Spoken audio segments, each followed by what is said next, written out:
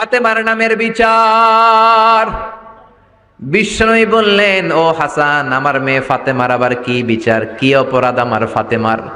নেয়ার আগে একটা বিচার করে দেন, বিচার। আপনি তো আহকামুল হাকিমিন, সবচাইতে বড় বিচারকের সবচাইতে বড় নবী, ইনসাফ ওয়ালা নবী।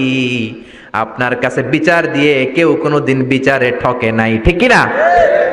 আপনি একটা বিচার করেন। বিষ্ণুই বললেন, কিসের বিচার? হাসান বলে, নানাজি, আপনার মেয়ের নামের বিচার, ফাতেমার নামের বিচার। বিষ্ণুই বললেন, ও হাসান, আমার মেয়ে ফাতেমার আবার কি বিচার, কি অপরাধ আমার ফাতেমার? বিশ্বনবী মসজিদে নববীতে জোহরের নামাজ পড়ে হাসান হুসাইনকে দেখতে গেলেন। যে দেখে ফাতেমা রান্না করে। আসলে কি রান্না করে?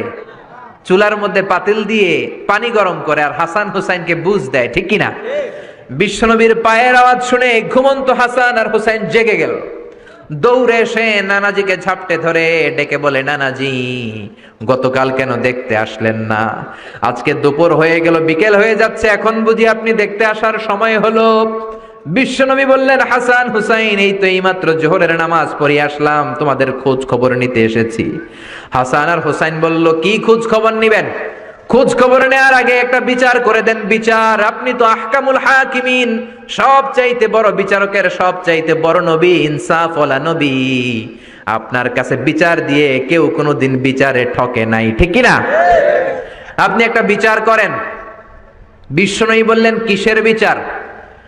হাসান বলে, নানাজি, আপনার মেয়ের নামের বিচার, ফাতেমার নামের বিচার। বিষ্ণুই বললেন, ও হাসান, আমার মেয়ে ফাতেমার আবার কি বিচার, কি অপরাধ আমার ফাতেমার? হাসান হুসাইন চোখের পানি ছেড়ে দিয়ে ডেকে বলে, নানাজি, আপনার মেয়ে আমাদেরকে খাবার দেয় না কেন? খাবার দেয় না কেন? বিচার দিলাম, গতকাল সারাদিন বলেছে রাত্রিবেলা খাবার দিবে, রাতে খাবার দেয় নাই।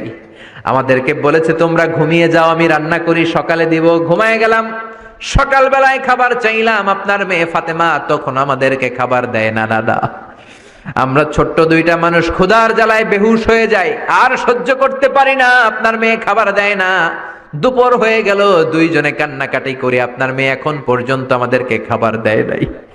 আমরা দুজন তো আর সহ্য করতে পারি না, কেন আপনার মেয়ে আমাদের সাথে এমন করে? আপনার কাছে বিচার দিলাম, আপনি বিচার করেন। বিশ্বনবী আর কি বিচার করবেন?